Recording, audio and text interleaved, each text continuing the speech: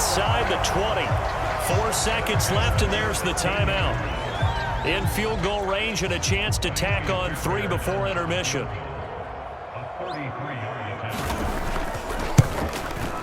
The kick by Fairbairn is good, and that will do it for this first half. So 2 quarters down, 2 remain. Charles and I return after the break. Welcome back. Halftime over. We are ready for quarter number 3. Alongside Charles Davis, I'm Brandon Gordon. And ready to get the party started for the second half. It was an even first half, all tied on the scoreboard. And they will not get a chance to return this one as it's through the end zone for a touchback. The Texans offense ready to go here for their next drive. It's a tie football game here. What do you think, Charles, the message was at halftime? Well, I think that they probably just looked at things and said, we're fortunate that this is a tie game. No need to panic. No need to change a whole lot. We didn't play anything close to our best in the first half, so we don't have to go out and win one for the Gipper. Let's just go out and play our best football and win one for us. So, Charles, tie game here. What are your keys as we continue to play this second half? I know people think it's always trite when you say the same things over and over, but they're tried and true in the game of football. Who's going to block better? Who's going to tackle better? In this case, to me, it's turnovers. You've got to take care of the football in order to win the game. They do get a yard there, but only a yard. Leaves them with 3rd and 9 looming.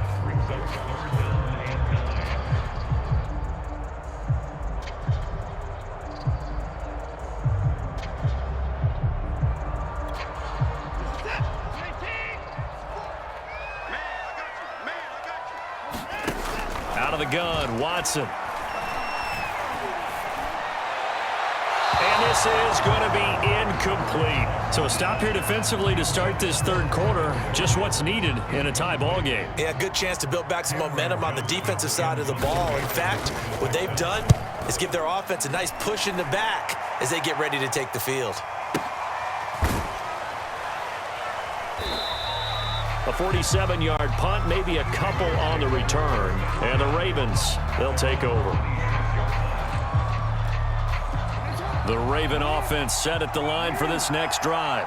The last possession, these guys were able to tie the game with a touchdown. Now they'll have a chance to move out in front. Yeah, let's give a big assist to the defense who got the ball back. The special teams went out there, handled things. They've got it. They've got momentum. I know they're eager to get out there and put it on display. 2nd down and 3. Play action. Now Jackson. Catch is made by Marquise Brown.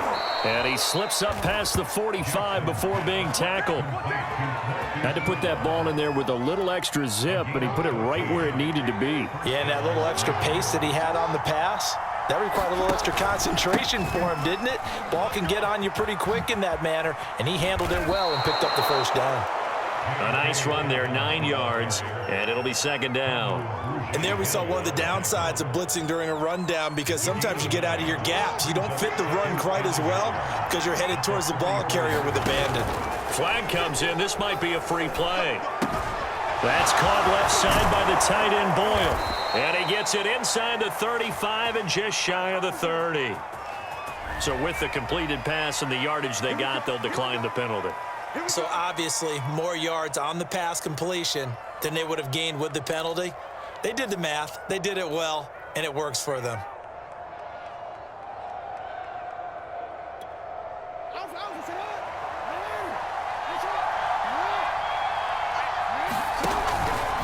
Now a handoff for Dobbins. And inside the 20 before he's brought down. Well, I can certainly tell my age, partner, because when I was a kid, running backs like J.K. Dobbins with over 2,000 yards in their final season in college, they went early in the draft. Instead, he somehow lasted until the 2nd round. But how great is it to get a guy with that ability who can run it inside, run to the perimeter, and catch the football in the backfield? To be able to get him in the 2nd round, that's what I call a steal. 2 big plays in succession. Not sure this D knows what hit him, but now they got to get ready. It's 1st and goal. They'll try to run with Dobbins. And he'll get in. Touchdown, Baltimore. J.K. Dobbins. Excellent work there to get in on the touchdown run. And the Ravens have broken the tie. connect on the extra point, and that makes it a 17-10 score.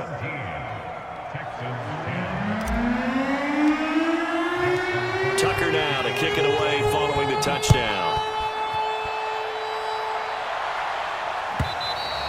And this will not be returnable. It's out of the back of the end zone for a touchback.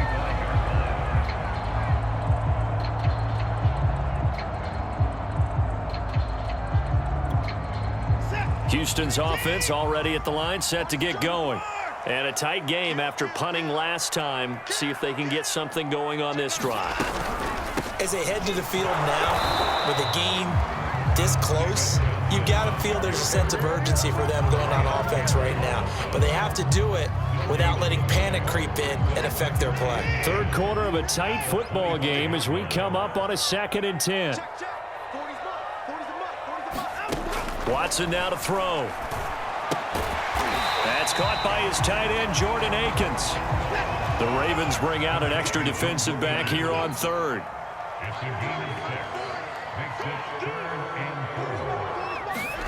Here's Watson.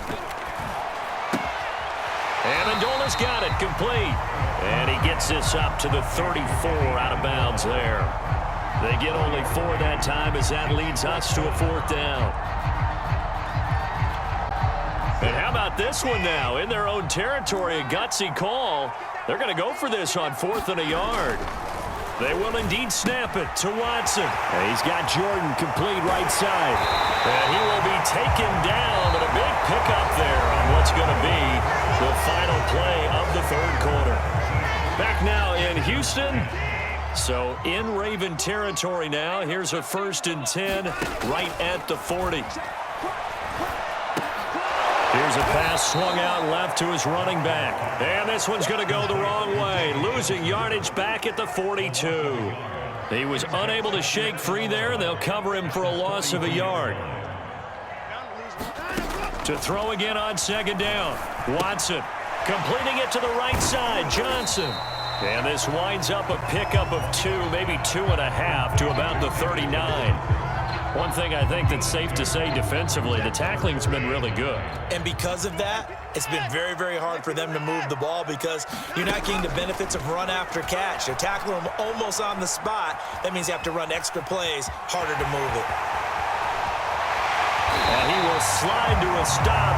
He does have the 1st down. Well, there you go. Save your best scramble of the day for a big-time situation in the 4th quarter, picking up the 1st. You don't want to use it up early, right? You want to make sure you save it for that exact moment, that key time. And that's what he did, although you and I both know it wasn't planned that way. But what a nice job using his eyes, scanning the field, and realizing when it was time to exit the pocket and go. Calais Campbell on the stop. And as a defensive end, getting off the ball quickly, swarming to the football, making a tackle. That's what we saw right there. Yeah, that's what their job is. And really, a lot of the time, they have to throttle back a little bit in the run game because you know those defensive ends, they're like in a sprinter stance. They're just headed straight for the quarterback. That was good recognition on that play to hold them to no gain. 5 yards. Now it's 3rd and 5. Brandon, all things considered, they have to feel pretty good about getting that type of a gain considering the blitz that they just had against them.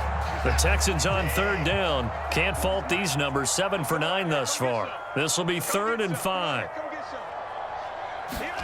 Watson, a little touch pass on the jet sweep. And this effort won't be enough as they rally up to stop him a couple of yards short.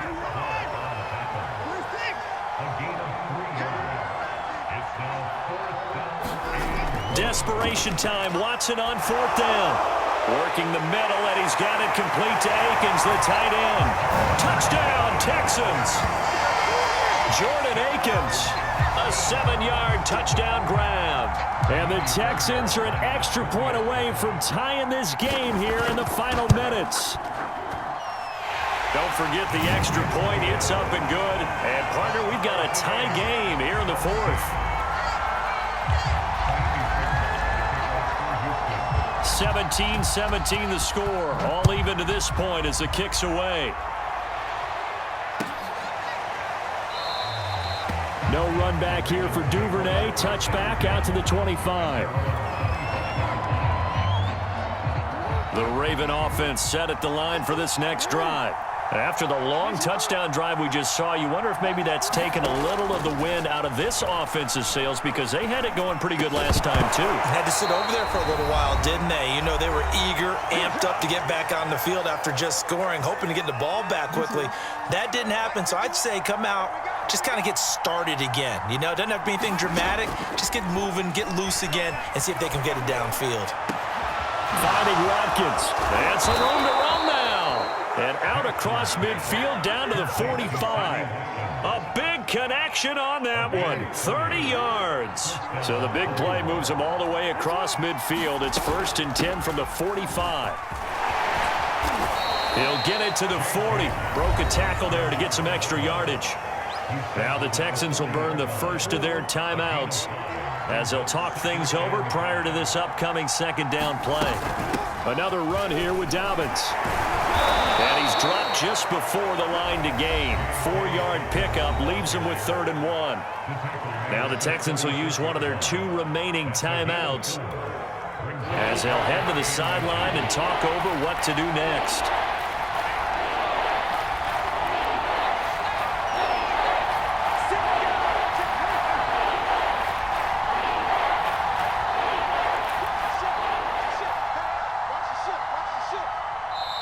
Now the Ravens going to use one of their timeouts as they'll talk it over here before what will be an important 3rd down.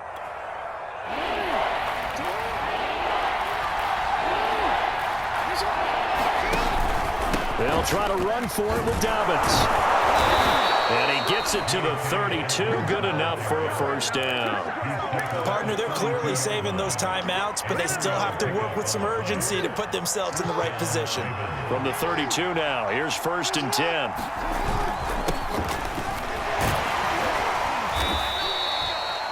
Give him 5 on the carry there, and it'll be 2nd down. Well, they picked up a little bit of yardage there, and now, in this situation, should be in no hurry to run a play really fast. Let the clock wind down.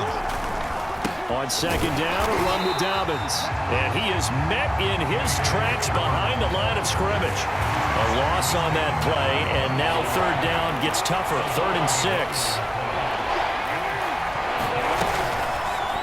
On 3rd, here's an option play right. And down inside the 15, shy of the 10. And they're going to get the timeout called. What a finish. We're down to 4 seconds to go in this football game.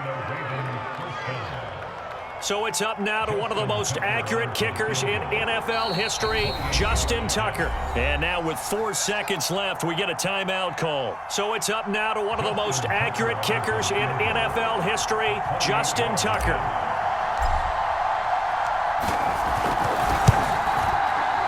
And Tucker, the former Longhorn, puts this one through.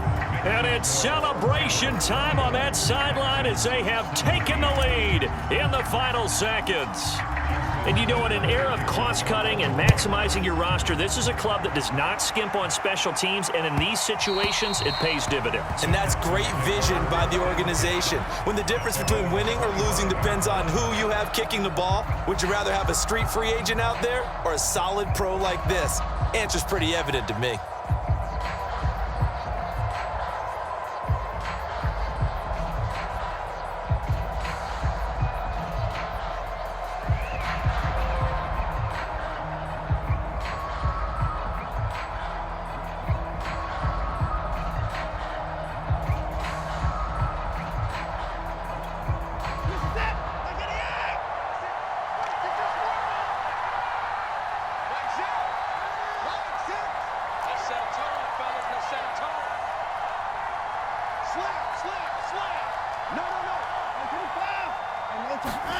One last throw here for Watson. Now a desperation throw deep downfield. And it's incomplete. So their final drive comes up empty. And with that, the ball game is over.